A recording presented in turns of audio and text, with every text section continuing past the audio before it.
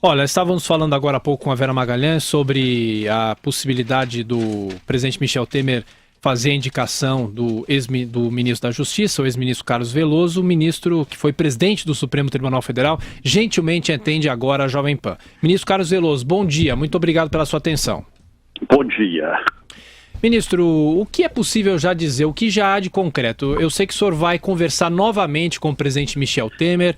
O que já há de concreto do senhor assumir o Ministério da Justiça, por favor? Olha, até o fim de semana nós teremos resolvido isso. Quer dizer, ele está conversando, não é, habilmente, inclusive com outros candidatos, certamente, né? Mas ainda não me formulou formalmente o convite. Nós temos conversado, né? E eu espero que até o final de semana, hoje é quinta-feira, tenhamos já uma solução, viu? O senhor gostaria do desafio? Outra coisa, ele também está aguardando certamente a vaga, né? Porque o Alexandre Moraes está no cargo, né? Está apenas licenciado. Então, certamente ele está esperando a sabatina, que será na terça-feira. Bom, você está perguntando para o professor Vila, eu perguntei para o senhor... Por uma gentileza com o candidato, certamente, né? Entendi. Com o ocupante do cargo, que é o Alexandre Moraes. O senhor gostaria desse desafio? Entendi. Não entendi? O senhor gostaria desse desafio do Ministério da Justiça? Olha, eu sou homem de desafio, viu? Eu sou homem de desafio. Eu também ando aqui preocupado, procurando, porque tenho também meus problemas, não é? Porque depois de aposentado fui advogado, e da advocacia você assume também compromissos, né? Compromissos com clientes. Então você não pode deixar assim um cliente, né? Você tem que esclarecer a ele que isso não é uma saída permanente, não seria uma saída permanente, seria por um espaço de tempo, não é? E para quê? Para ajudar ao Brasil, né? Então eu tenho feito consultas nesse sentido também, sabe? Ministro, Carlos Veloso, bom dia, Marco Antônio Vila, ministro. Como é que vai, Vila? Tudo bom, ministro. Como disse, eu sou seu leitor, viu? Obrigado, ministro. De seus livros, seus artigos. Poxa vida. Gosto de ouvi-lo aí na Jovem Pan, seus comentários. Muito obrigado, ministro. Deixa eu perguntar uma questão que hoje o Brasil só fala nisso. A questão da Lava Jato. Claro que o senhor, à distância, como é que o senhor está acompanhando a Lava Jato? O senhor, grosso modo, assim, no sentido até mais simples, o senhor apoia a Lava Jato? O senhor compartilha de tudo aquilo que está sendo apresentado tristemente ao Brasil? Evidentemente, isso não é uma coisa agradável da gente saber todo esse escândalo de corrupção. Qual é a posição do senhor em relação à Operação Lava Jato? Ora, eu tenho pela Operação Lava Jato maior entusiasmo, Vila. Veja só, a Operação Lava Jato, ela é intocável. Sim. A Operação Lava Jato, veja, ela repercute moralizando outros continentes. Veja o que está ocorrendo no nosso continente sul-americano, não é? No Equador, no Peru. Consequência de Lava Jato. Veja o que ocorreu nos Estados Unidos. Consequência de Lava Jato. Na África, na Europa. Então eu tenho o maior entusiasmo pela Operação Lava Jato.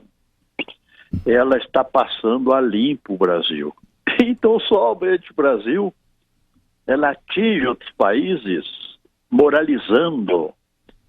Isso, eu acho que coloca o nosso país numa posição boa, não é? Sim. Ficamos aqui com aquela vergonha de termos a maior corrupção da administração pública do mundo, mas os brasileiros estão aí, não é, reagindo.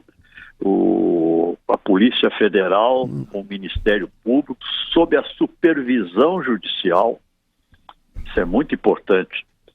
E quando me perguntam, mas a forma de travar, de mexer para prejudicar a Lava Jato, eu digo assim: a Constituição de 1988, uma Constituição democrática, ela deu uma outra feição às instituições, à polícia, ao Ministério Público, ao Judiciário.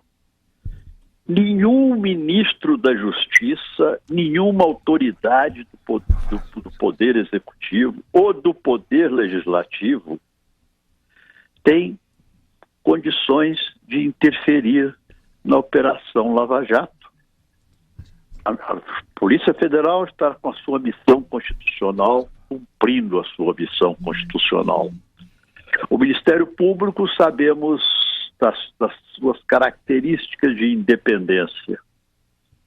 E sob a supervisão judicial, seja dos juízes federais de primeira instância, em Curitiba, no Rio de Janeiro, Brasília, seja os tribunais regionais federais da 4ª região, Porto Alegre, da 2ª região, Rio de Janeiro, da 1ª região, Brasília, e, inclusive, o Superior Tribunal de Justiça e o Supremo Tribunal Federal. Ministra, Denise Campos de Toledo quem está falando, bom dia.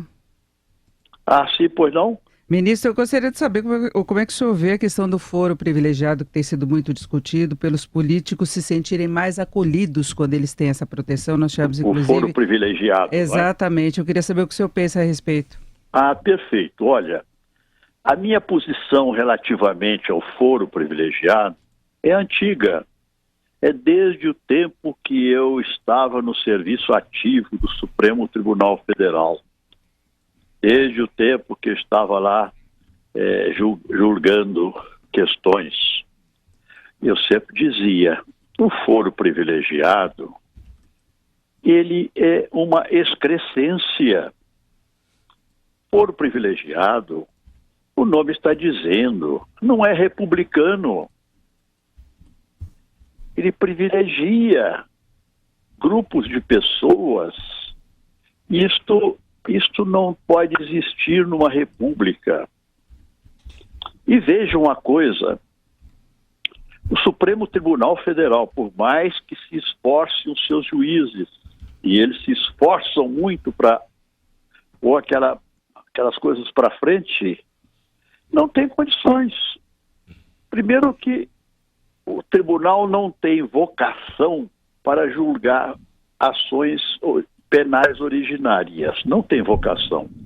A sua vocação é para o julgamento de recursos extraordinários, assim, no controle difuso de constitucionalidade, e para julgamento das questões do controle concentrado, é dizer, as ações diretas de inconstitucionalidade, as ações declaratórias de constitucionalidade, sim, as arguições de descumprimento de preceito fundamental, os mandados de injunção, de modo que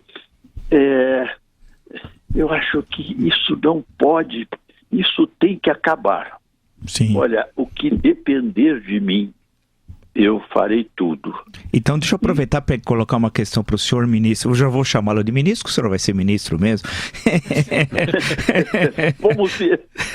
Como se eu que decidisse. Mas deixa eu perguntar. A segurança pública realmente é um momento gravíssimo que nós vemos no Brasil. Greves de policiais militares, questões que envolvem a polícia civil, os presídios, que é uma coisa assustadora.